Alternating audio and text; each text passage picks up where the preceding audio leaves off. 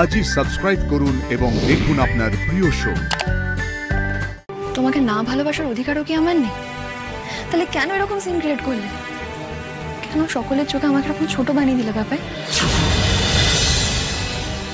এভাবে একা একা উঠে চলে এলেন কেন? আপনাকে না বেড থেকে নামতে বারণ করলেন স্যার।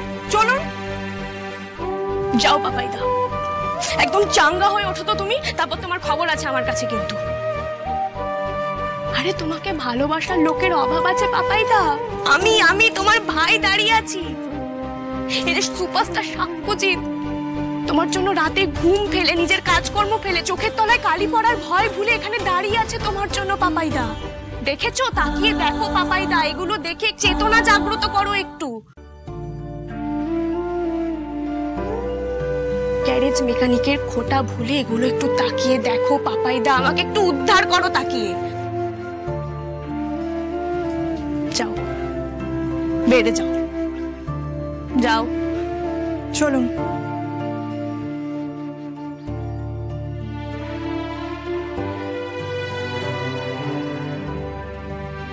বাবা তুমি মা দিদিদের নিয়ে বাড়ি ফিরে যাও।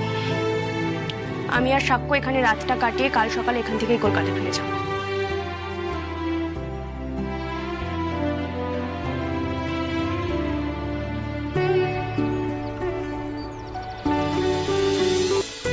দাদু ভাই, তুই আজ আমার মন ভরিয়ে দিয়েছিস। সত্যি মা, আমি চিরকাল চেয়েছি যে মানুষের জন্য বাবলুর এত নাম ডাক যশ খ্যাতি, সেই মানুষের মাঝখানে ও তাদের একজন হয়ে দাঁড়াক। আজকে মা ও নিজের ইচ্ছায় আরশিদের বাড়িতে গিয়ে আমার সেই শখটা পূরণ করে দিয়েছে। ধর পের বিয়ে তারপর অষ্টমঙ্গল, মানে এত আদিক্ষেতা কোত্থেকে আসে আমি তো বুঝতেই পারছি না। থাক, তোর আর বুঝে কাজ নেই। দিদি ভাই, এই সবটাই সম্ভব হয়েছে তোর বুদ্ধি আর সাহসের জন্য। দেখ, ভগবান যা করেন মঙ্গলের জন্যই করেন। ঘটনাটা যদি না ঘটতো তাহলে তুইও দাদু ভাইয়ের আন্তরিকতা দেখতে পেতিস না। সবটা হতো ওই সুপারস্টারের অষ্টমঙ্গলা করার মতন। কি রে বড় খোকা, তুই বলছি কিছু? একদম খাঁটি কথা বলেছো মা।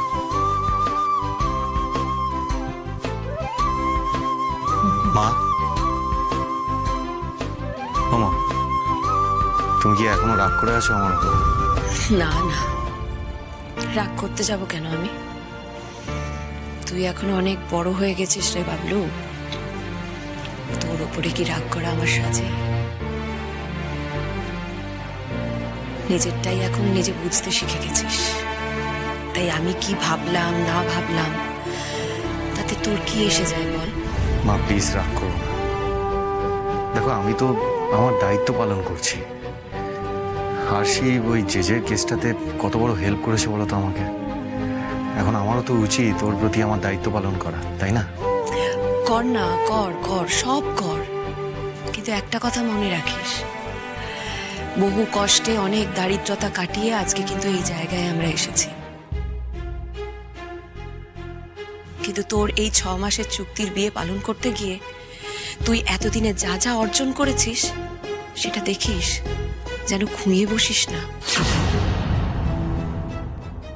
আর তোর সাথে সাথে আমরাও যেন পথে না বসে যাই, সেটাও একটু খেয়াল রাখিস।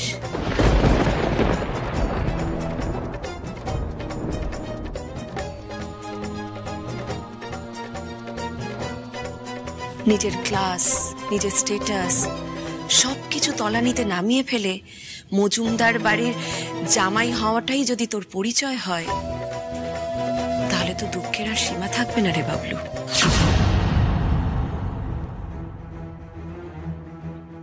কথাটা মাথায় রাখিস। আর এই কথাটাও মাথায় রাখিস বাবু, মজুমদার বাড়ির জামাই হওয়াটা ওই মিথ্যেবাদী মধুবনীর পাওয়ার কাপেল হওয়ার থেকে অনেক বেশি সম্মানের। মা চলো আসি, চলো ফ্রেশ হয়ে নেবে, ভেতরে চলো।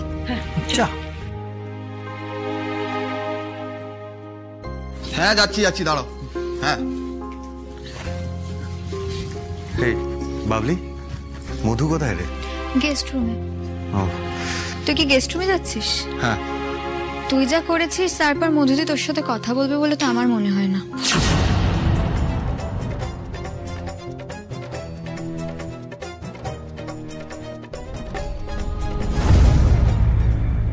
এই আসি, অষ্টমঙ্গলাতে কি কি হলো বলো না বলো না।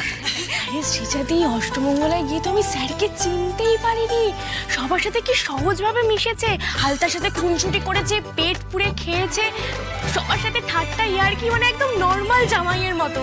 জানো, একটা এসিও গিফট করেছে। হ্যাঁ তাই? হ্যাঁ। কিরে বড় খোকা, দেখছিস? দেখছি তো মা, সবই দেখছি। বলেছিলাম না, একবার বিয়েটা হতে দে, তারপর দেখবি আপনা থেকে কেমন জোড়া লেগে যাবে। জোড়া লাগবে, বুঝলি? দাদুভাই যতই শ্বশুর বাড়ি গিয়ে নাটক অভিনয় করুক না কেন, সেটা যে কখন আসল হয়ে যাবে ওরা নিজেরাই টের পাবে না।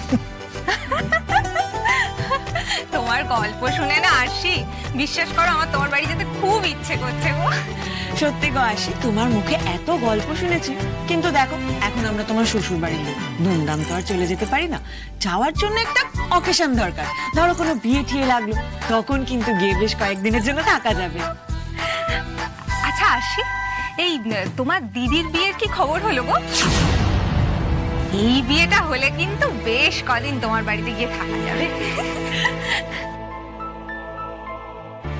ছোটবেলা থেকে এত দারিদ্র অভাবের মধ্যে বড় হয়েছি না, আবার নতুন করে দারিদ্রকে আপন করে সংসার পাতাবো, এত বড় মহান আমি নই। কি যে করলি দিদি, ভুল করলি রে। আজ বুঝছিস না, কিন্তু একদিন ঠিক বুঝবি। বাবাইদার মতো খাঁটি সোনাকে ছেড়ে দিয়ে তুই কত বড় ভুল করলি, ঠিক বুঝবি।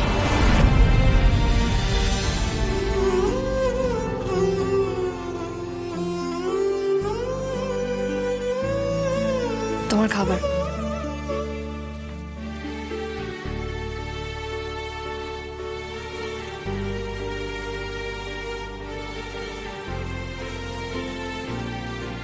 তুমি কেন এমন করলে বাবাই? কেন আমাকে আরশির চোখে চিরকালের মতন অপরাধী বানিয়ে দিলে? আমি তোমাকে কখনো বলিনি যে আমি তোমাকে ভালোবাসি, সেই চোখে দেখিনি কোনোদিন। তাহলে আমার অন্যায়টা কোথায়? তোমাকে না ভালোবাসার অধিকারও কি আমার নেই? তাহলে কেন এরকম সিন ক্রিয়েট করলে? কেন সকলের চোখে আমাকে এরকম ছোট বানিয়ে দিলে বাবাই?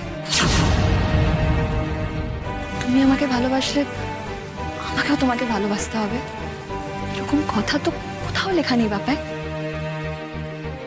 তোমাকে আমি চিরকাল বন্ধুই ভেবে এসেছি, কিন্তু তুমি যা করলে তাতে আমার বন্ধুত্বের অপমান করলে। এরপর থেকে আমি তোমার সাথে কোনো বন্ধুত্বই রাখতে পারবো না বাবাই। ভালোবাসা তো অনেক দূরের কথা।